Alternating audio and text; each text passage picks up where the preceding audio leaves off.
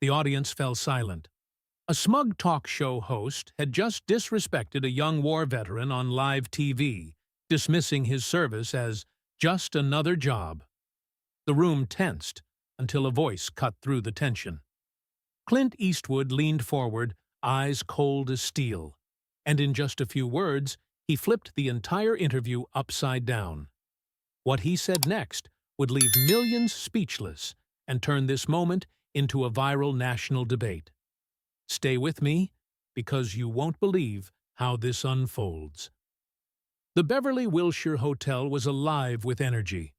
Chandeliers cast golden light over round tables draped in fine linen, where Hollywood elites, politicians, and business moguls mingled, their laughter blending with the clinking of champagne flutes.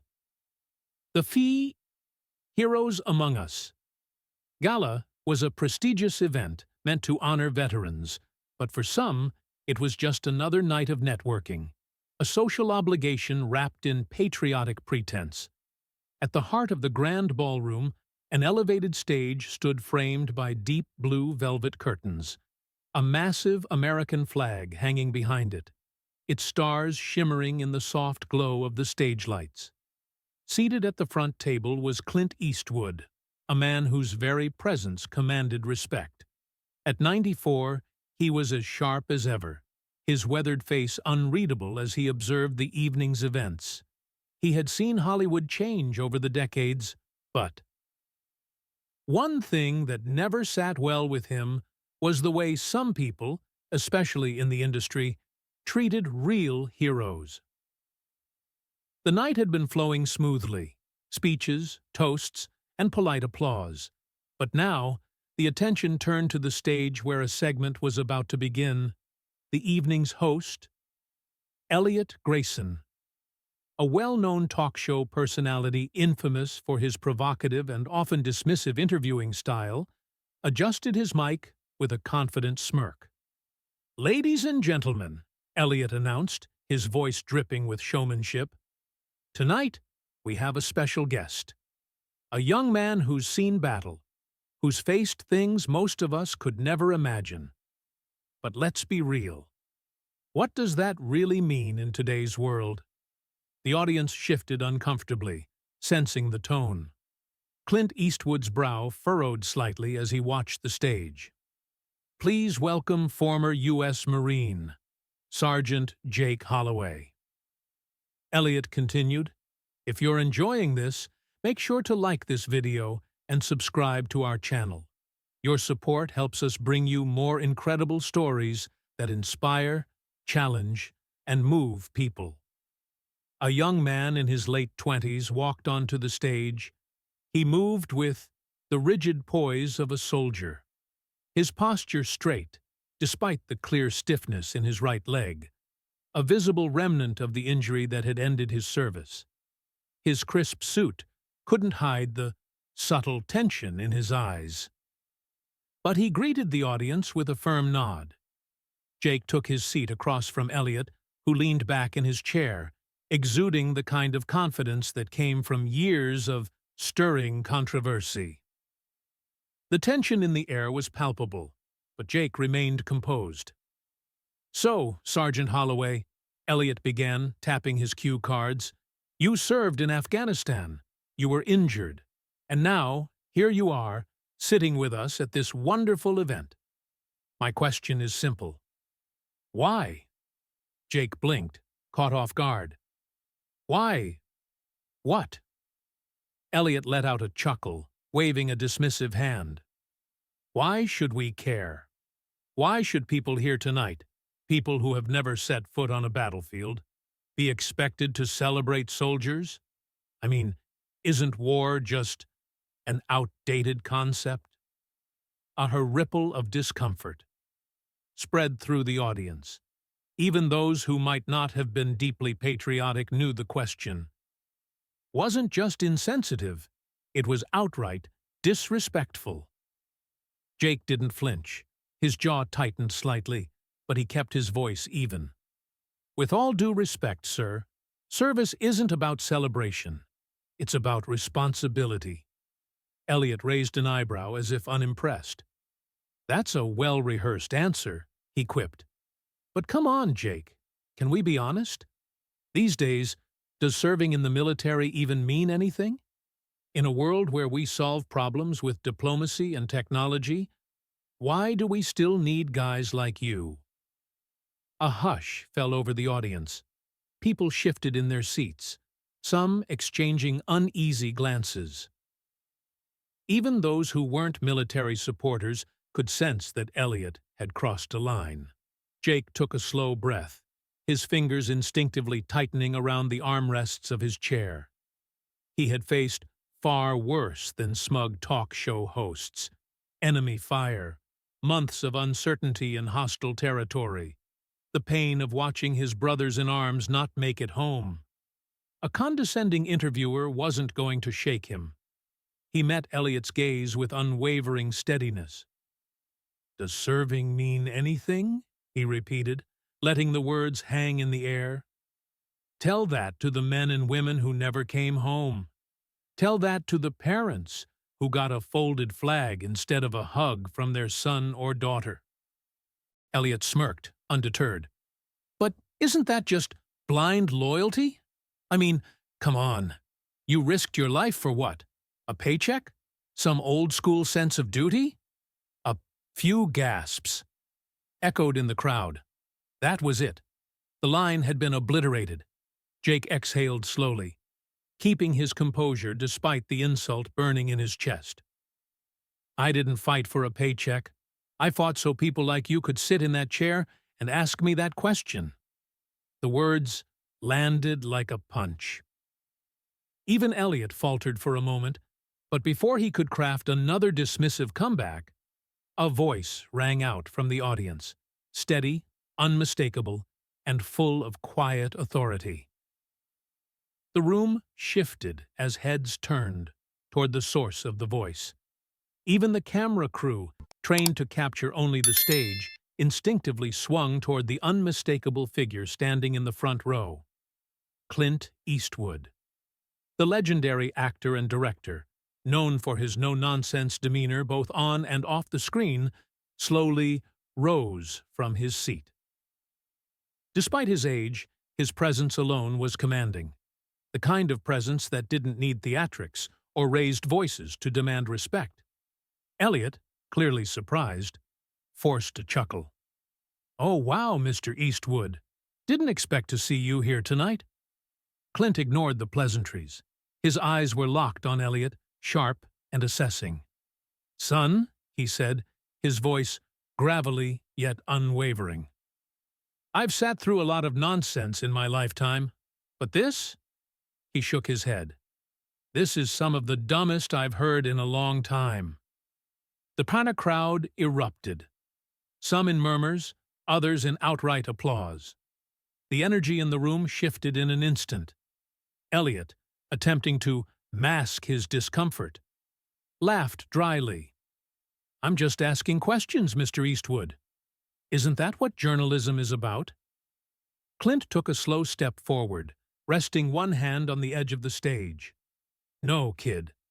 What you're doing isn't journalism.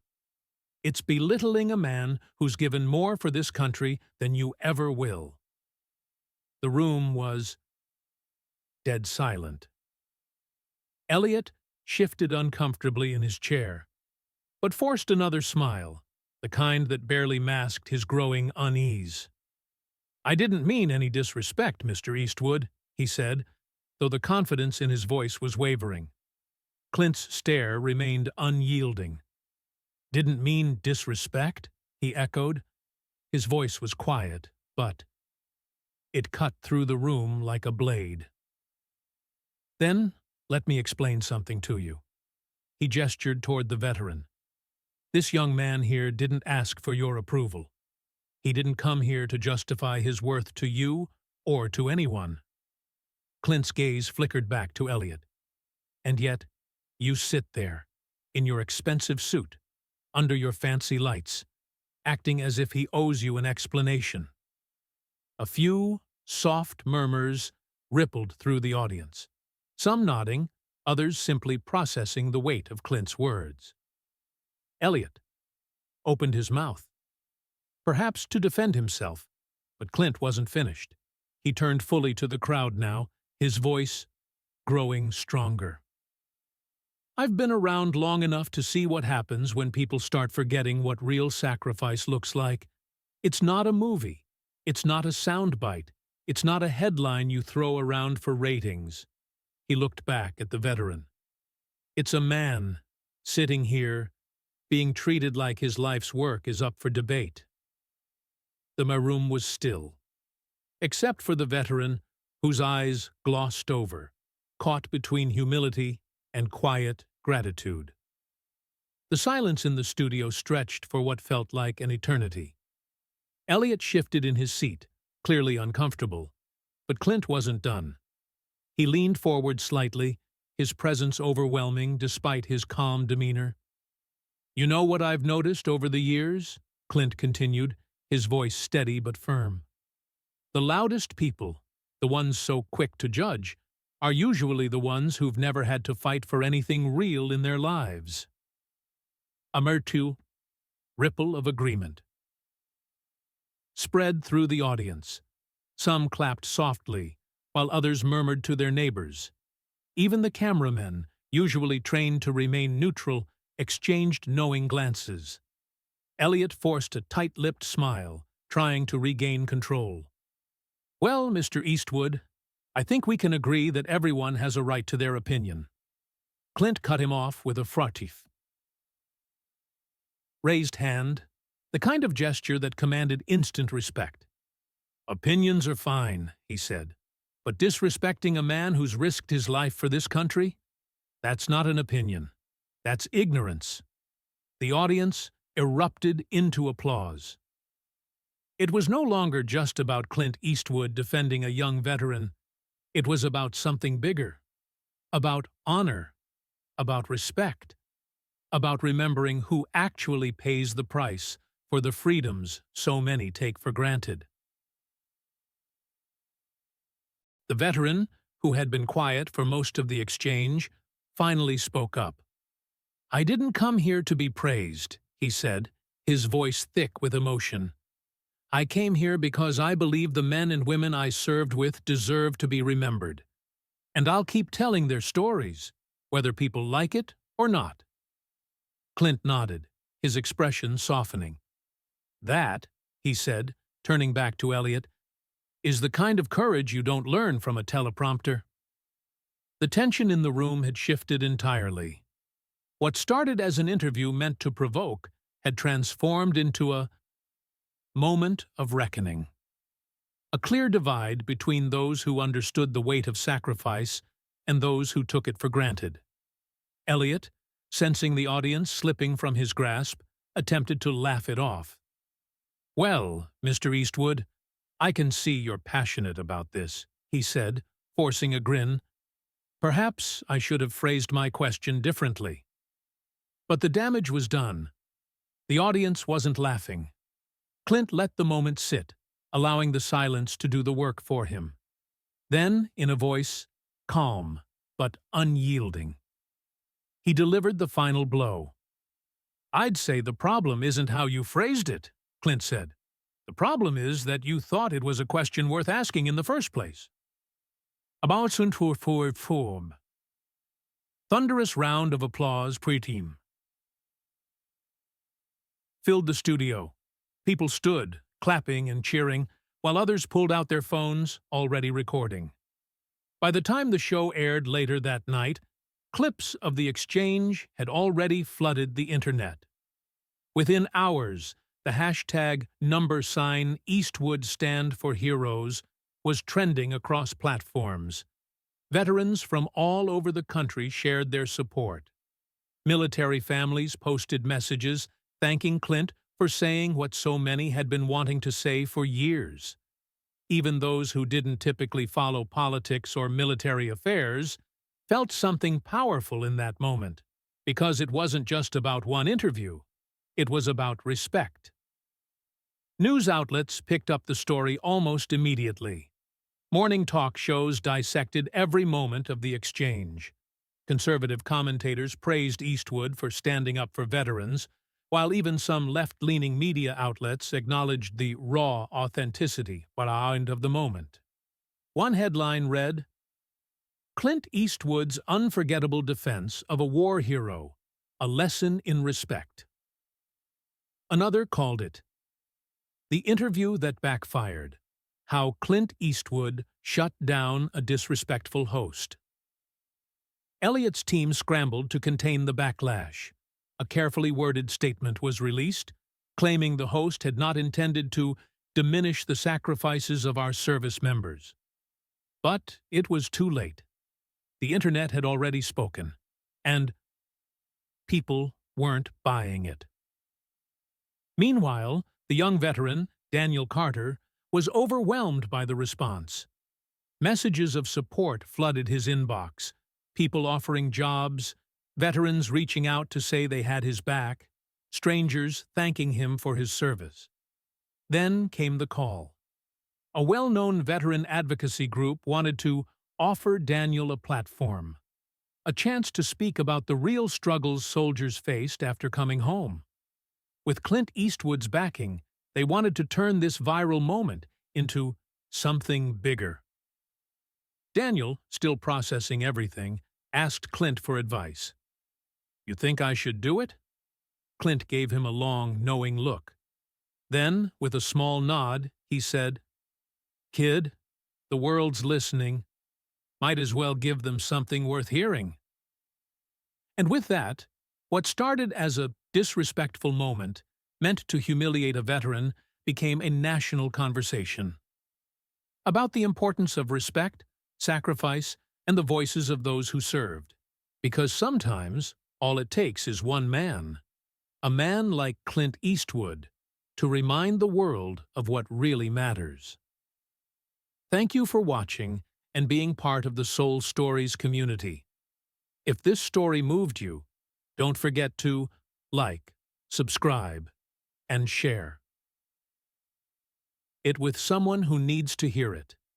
We bring you powerful stories every week, so make sure to turn on notifications so you never miss one. See you in the next story.